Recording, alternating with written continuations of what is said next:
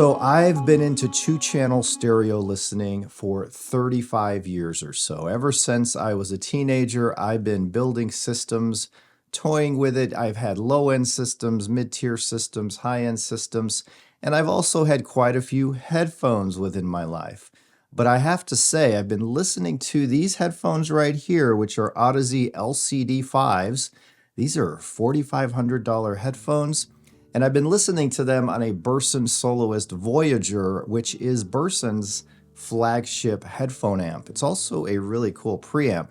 But the question is, so has this flagship headphone system converted me to prefer headphone listening over speaker listening? And what's the difference between a high-end headphone system and a mid to high-end speaker system? Well, I'm here to tell you those differences. I'm here today to tell you if the Burson and the Audeze won me over, and I'll talk about all of this in today's video, which is about headphones versus a two-channel speaker system, the differences that I've experienced and my preferences. So let's get started. I've actually had a few questions come in via email over the last couple of months asking me about headphones, and more specifically, high-end headphones paired to a higher-end amp. And I'll be honest, I have not had tons of experience with headphones. Maybe 10 years ago, maybe it was a little less, I know I reviewed some $3,000 Hi-Fi Man headphones, and those were at the time the finest headphones I ever heard. They were crispy, detailed, three-dimensional, and the soundstage, instead of being in a room and painting that picture as this wide soundstage, that soundstage then goes into your head. So over the last few weeks, I actually set up this Burson Soloist Voyager headphone amp with the Audeze LCD 5s, with the Verum 1s that I have here, as well as some Mezzi 109 Pros. I was getting into the vibe of listening to headphones at night in bed, or I should say before bed. After Debbie fell asleep, I'd throw on the headphones and listen to them at low to mid volumes. Now, the couple of these are open back headphones, so they're going to spill out into the room, but it didn't bother Debbie. She fell asleep without a problem. But what I learned over the last few weeks listening to this system in bed and discerning the differences between these three headphones really is that I really was starting to get into listening to the music, the soundstage, the imaging, all right here in my head.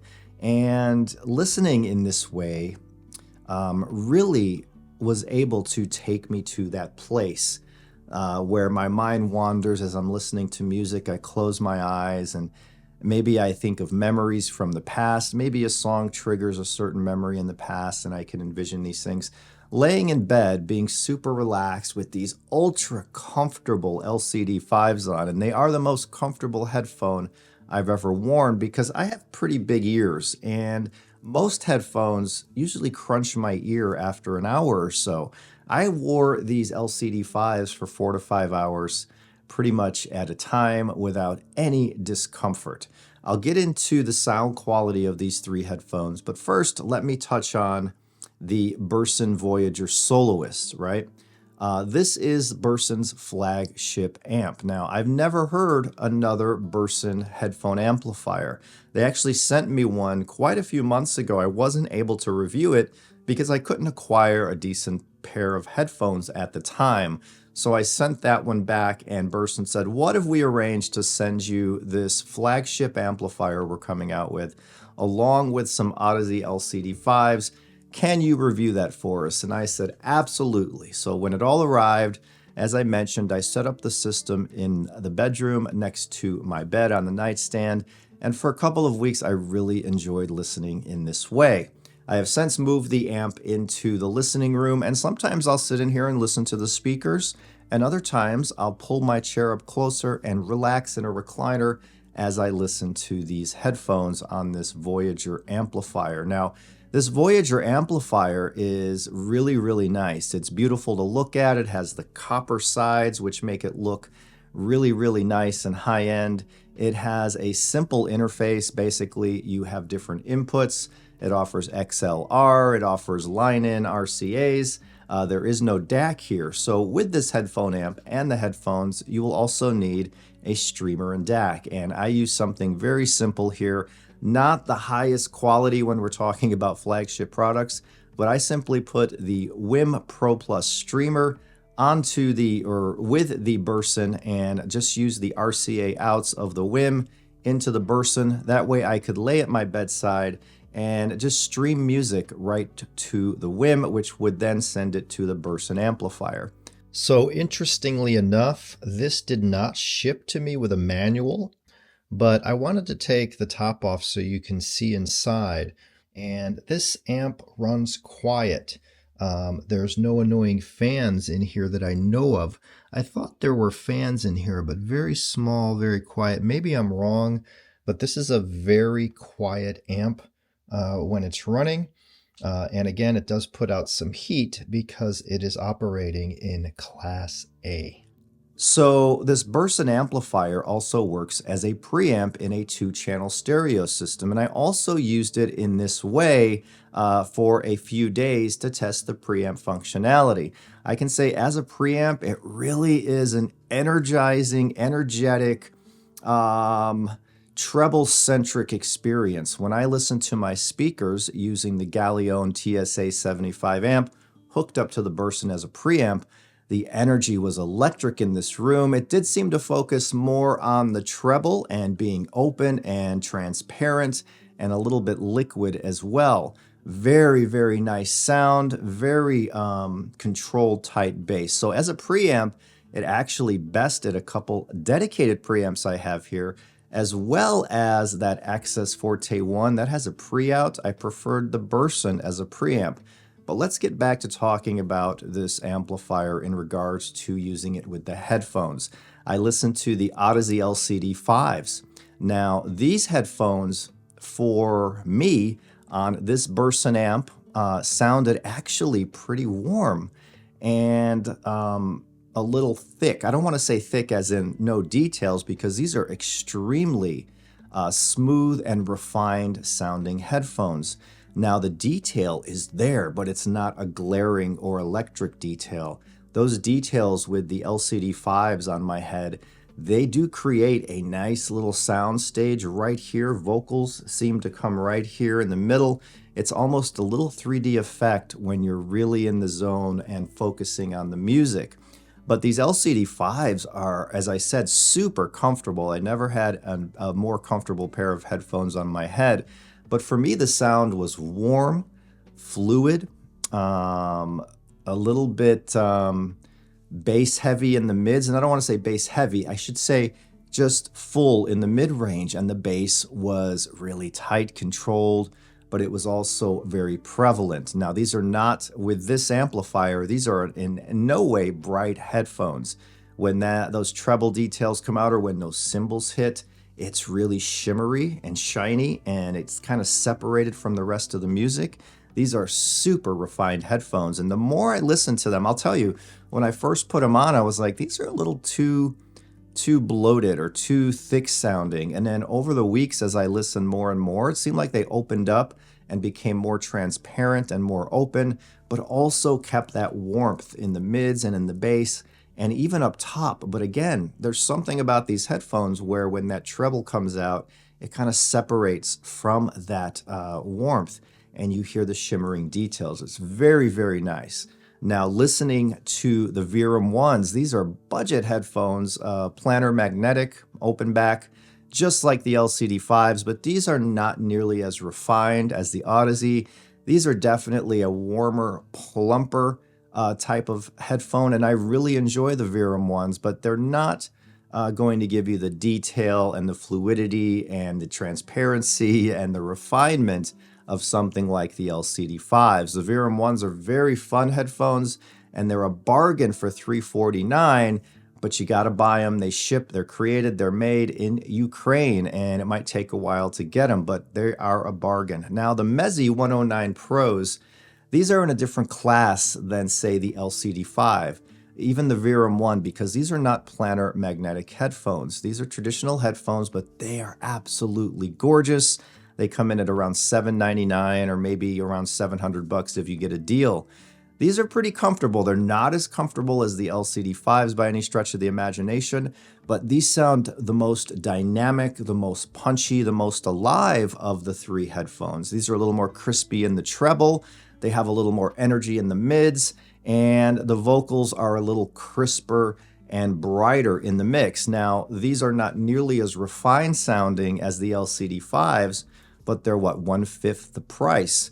They're much more open, transparent, alive and kicking than the Verum ones, but they are about double the cost of the Verum ones. One thing I noticed through and through was the Burson Voyager Soloist powered all three of these without any issue. They even allow you to set the gain here from low, medium, high. I think I had the gain on medium, and everything was just sounding beautiful. I also love that the Burson has this little slick remote control. It's all metal, it feels solid, but it's kind of miniature. And you can change the inputs with it, or you can do the volume up and down, or even mute the volume. Now, what I like about the Burson, you could even hook up a turntable to it. I just have a simple turntable here from U-Turn, the Orbit, I think it's Gen 3, made in America, like $600-700. Plug that right into the Burson and you can listen to some warm, rich, fat vinyl. And I'll tell you, that was a really cool experience. I was toying with the idea that if I settled on a headphone system to keep here, I might make it for vinyl, because I'll be honest, I don't listen to a ton of vinyl on my speaker system, but listening to it on the headphones was a more intimate, richer experience for me, especially those LCD5s. The more I listened to those, the more I was really drawn to them. They are all about the soul of the music. Somebody wrote me and said the LCD5s for them were sounding bright and lean. I would take that as a sign maybe your amp is not a great match for it or not powering it correctly. I am not sure, but there was nothing bright, thin, lean, or analytical at all about the LCD5s with the Burson Voyager, right? The Soloist Voyager. This is a killer amp, 10 watts of Class A power, and that's pretty impressive for a headphone amp. So all in all, the Burson is a fantastic, best headphone amp I've used, but I gotta say again, I've only heard a couple headphone amps in life and none to this price level. So of course it's going to be the best one I've heard. I had no problems with the Burson. It does run a little hot after you leave it on for a while, but that is one of the costs of Class A operation. Now, the favorite headphones of these three, I love the LCD5s. If I had the money and I was going to invest in a headphone system, those would be one of the headphones that would be in my audition queue. I would probably listen to a few more, but man, I don't think I'd ever find one as comfortable on my big old head and big old ears than the LCD5s. Very refined, very smooth. They were the winner of the show here. I also like those Mezzi 109 Pros, and those you can use with your phone. You don't need a special amp with them because they're pretty easy to drive. If you're looking for a set of headphones where you don't need a fancy amp to drive them and you want to look cool and hear some beautiful music, these are some really impressive sounding headphones. And if you go to the Amazon page, they're sold Amazon via Prime, you will see all the reviews praising these 109 Pros. So I could recommend those for that type of listening, but it's a different kind of headphone from the LCD5. The LCD5 is a serious head-fi enthusiast type of headphone. The Mezzi is an everyday music lover's headphone. Moving on, let's talk about listening to these on this flagship headphone system, and I'll just say the LCD5s from this point and the Burson Voyager amp. Listening to those for a couple of weeks, headphones have never been able to sway me away from my two-channel system. I always saw headphones as a way to, if I can't listen to the system, if I don't want to disturb someone in the house, or it's late at night, maybe I'll gel out and sit in my chair with headphones on. And that's what I always thought of them. And they never really got much use because I'm always listening to my speaker system. With a headphone system, as I said, everything is kind of in the head. And the higher you go up, or something like this system I'm talking about here with the Burson and Audeze, this soundstage is just gets in your head. It almost sounds like the music is coming from my skull somewhere. It's kind of surreal. And you get this warm, rich, fat, plump, detailed playback. And many nights I fell asleep with these headphones on, playing some mellow bluegrass music or even some classical or even some opera. And I was really enjoying the heck out of these headphones. But when I come back and into this room and listen, it's a different experience. It's a more visceral, get up and rock kind of experience because I'm also feeling the energy in the room. And no matter where I go in the room, I'm hearing this music all over. The music is in the air instead of trapped in my head.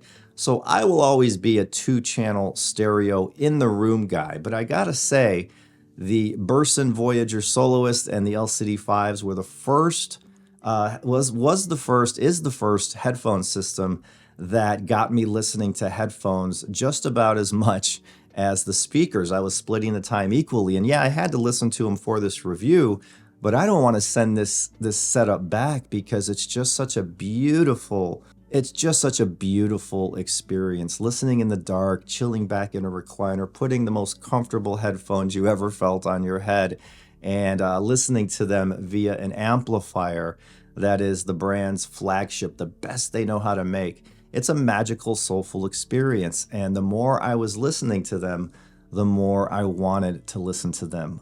But I still enjoy my 2-channel system above all else, but that Burson and Audeze system is quite special, quite unique. If you have the funds and you're looking for a really rich sounding, refined sounding, beautiful, full, plump yet airy, detail sounding kind of system, check out the Burson Soloist Voyager and the Audeze LCD5s.